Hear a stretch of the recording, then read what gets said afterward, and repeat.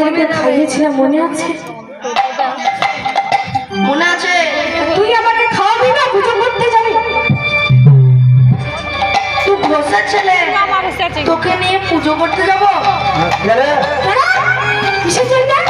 ও তাই নাকি? আমি ঘোষের ছেলে, আমার দ্বারা পুজো হবে না? শোন শোন, বলি তুই ব্রাহ্মণ, তুই পুজো করবি, ও নামবি, ও সব গুটিয়ে নিয়ে ঘর চলে যাবে, আমরা কি মানে যাবে ঘষিয়ে না? হ্যাঁ তাও নয়।